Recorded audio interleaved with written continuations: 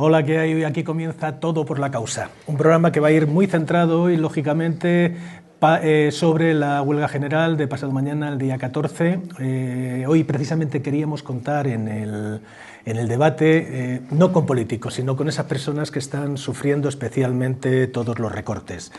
Y es lo que vamos a hacer. Por cierto, hoy tenéis mala suerte, lo siento, Ana Lozano no está pachucha, así que se queda en casita. Os quedáis conmigo, lo siento, pero hoy no puede ser de otra forma. Antes de empezar, vamos a ver una entrevista que se realizó a Mikos Oisíkos, de Syriza, que vive aquí en España, es, digamos, el representante de Syriza en España. Y en un acto del Partido Comunista de España, aquí en Vallecas, tuvimos la suerte de estar con él y entrevistarle. Sentimos mucho el sonido porque bueno, había mucho sonido ambiente y es complicado, un poco complicado escucharlo, pero creemos que merecía la pena que lo vierais. Después, una vez visto este vídeo, hablaremos con Ricardo Morón, además de tertuliano habitual con nosotros, buen amigo. Viene hoy como profesor de Derecho del Trabajo para hablar precisamente sobre esos aspectos legales de la huelga y lo que nos podemos encontrar. Venga, vemos la entrevista y ahora continuamos. Era un partido de coaliciones, no una coalición, y ahora va a ser un partido porque la Constitución obliga a un partido para poder gobernar un país, tiene que ser un partido, no una coalición. Por ahora teníamos una base del 4.6%, pero es un partido del 27%, ¿no? Ahora estamos organizando las estructuras internas de las coaliciones. Claro, vamos a unificar todas las coaliciones en un partido y vamos a intensificar la oposición al gobierno neoliberal y la troika del interior. La troika del interior pues es obviamente el gobierno de la derecha, la socialdemocracia y el pequeño partido de la izquierda democrática, ¿no? Ahora mismo estamos organizando rodeadas del Parlamento cada semana, en las cuales participa todo el mundo de la izquierda social, incluso sindicatos de base, sindicatos de trabajadores jóvenes precarios y desempleados, sindicatos del sector privado y del antiguo sector público. El otro día tuvimos una huelga general de 48 horas y antes de ayer se votó el Memorándum 3. El Memorándum 3 apunta a la privatización de todos los recursos que quedaban públicos, privatización total de la red diaria, de la educación. Bien, ya veis que el sonido era malo, pero creemos que me merecía la pena, entre otras cosas, porque Grecia es el que nos precede y esperemos no llegar a la situación que ellos tienen, pero sí nos estamos viendo ya con muchos de los recortes que ellos están teniendo y han tenido.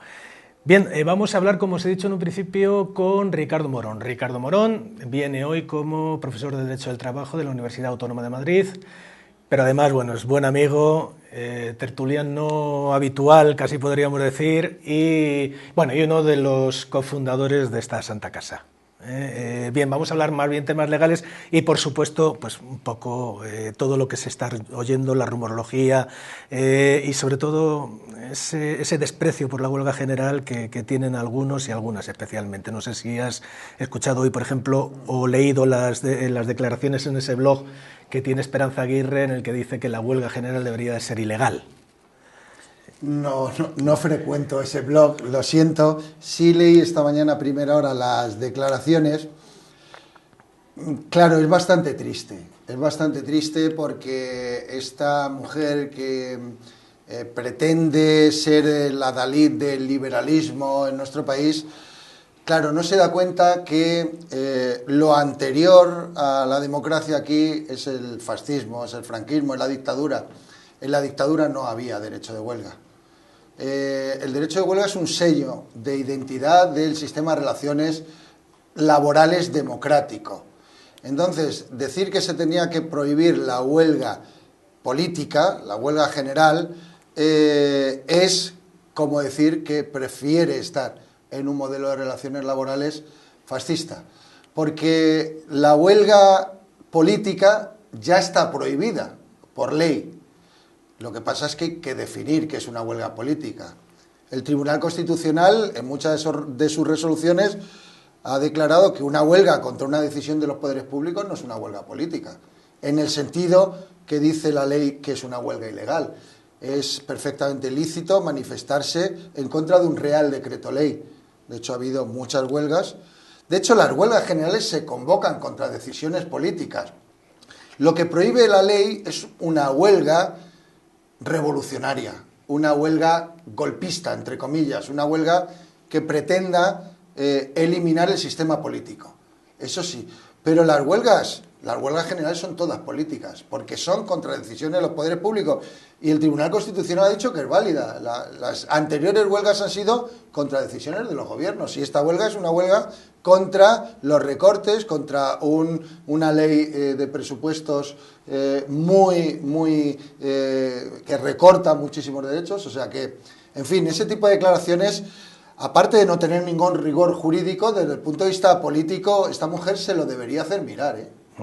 Bueno, es que es posible que a ella no le importaría nada estar en otro tipo de régimen político, no lo sé. Sí, pero entonces que no vaya presumiendo de liberal, que presuma de franquista, que probablemente le venga más adecuado a ese tipo de planteamientos.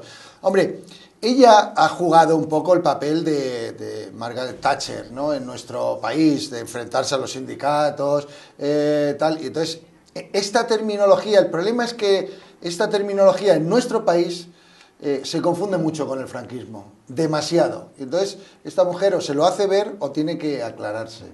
Bueno, lo que sí está claro, creo que debe de quedar muy claro, es decir, que esta huelga o la huelga general es algo que utilizan los trabajadores contra decisiones también que les competen y que les afectan.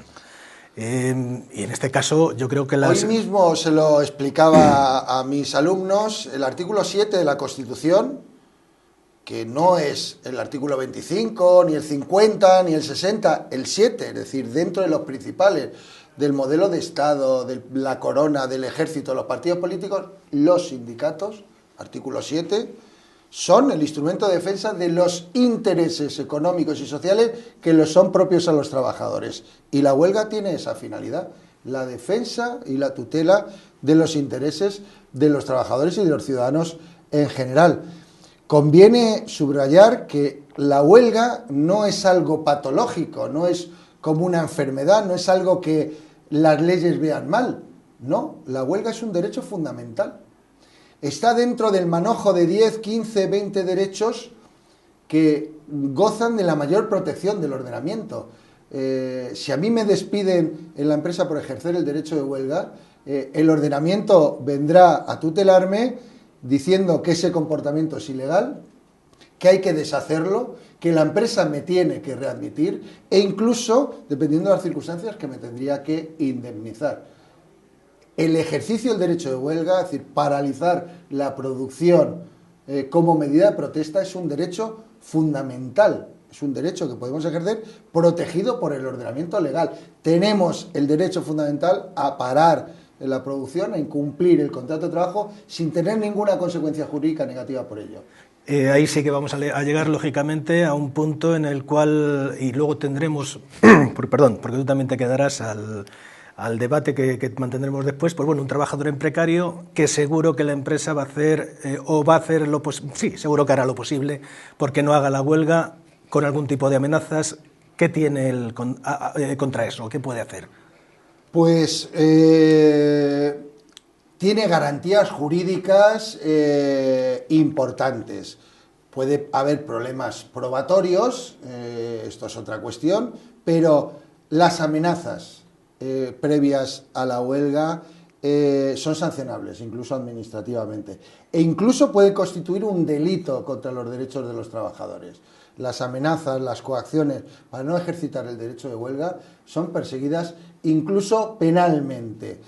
En situaciones en las que la empresa está presionando, y hay muchas empresas en las que presionan con mucha anticipación, van pidiendo información. Es ilegal pedir información sobre quienes quieren o no secundar la huelga. Por tanto, primero, se puede no contestar, pero incluso se puede contestar que no se va a hacer huelga y luego poder hacerla, sin ningún problema. Es decir, que como no existe ninguna obligación de informar ni para sí ni para no, Ni siquiera en el caso de los servicios públicos sometidos a servicios o declarados servicios esenciales es obligatorio decir si uno va a ir o no va a ir, porque en esos casos es la propia administración la que se encarga de designar ya los servicios mínimos y notificar a el número de personas que crea conveniente, de acuerdo con la legislación, etcétera, etcétera, los que tienen que ir. Y por tanto, el resto de personas que trabajan en un servicio de urgencias, si no han sido notificadas para asistir como servicios mínimos, no tienen la obligación de notificar si van a ejercer o no el derecho de huelga. Y las presiones, lo que hay que hacer es denunciarlas. Depende de la capacidad de cada persona. Hay personas que están sometidas a una situación complicada, con un contrato temporal, etcétera, etcétera.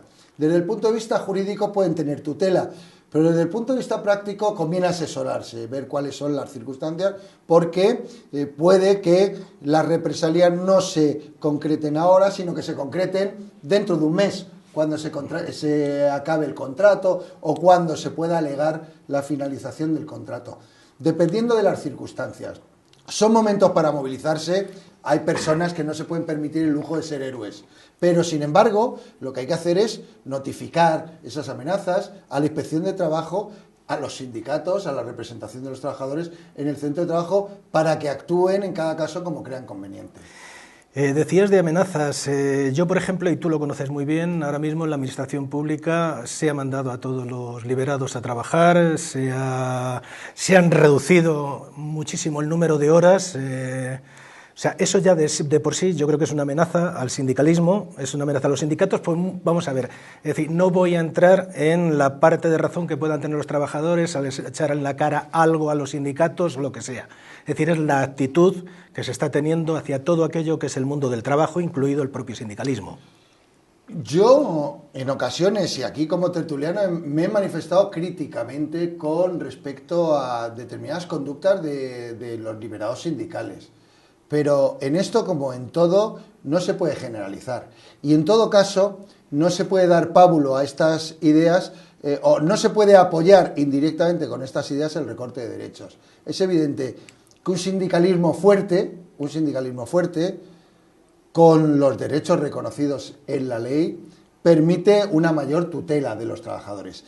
Y si los sindicalistas no cumplen, que sean los trabajadores afiliados al sindicato quien les pidan cuentas, quien les expulsen, utilizando los estatutos de cada uno de los sindicatos, pero desde luego que sea el gobierno, o que sea Esperanza Aguirre, o que sea el señor presidente de la comunidad el que decida que retira a todos los liberados que exceden de los mínimos legales. Por otra parte, entre paréntesis, esa norma tiene bastantes dudas su legalidad, porque es un real decreto ley, y la Ley Orgánica de Libertad Sindical permite que por acuerdo se mejoren el número de liberados, etcétera, etcétera.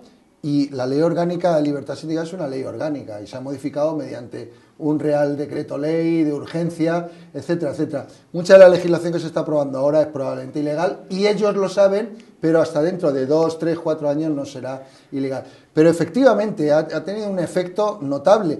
La capacidad de los sindicatos mayoritarios, de los que habitualmente convocan la huelga, etcétera, etcétera, se ha visto notablemente mermada y ha tenido que ver y ha sido una medida adoptada justamente en días previos. Pero es que fíjese,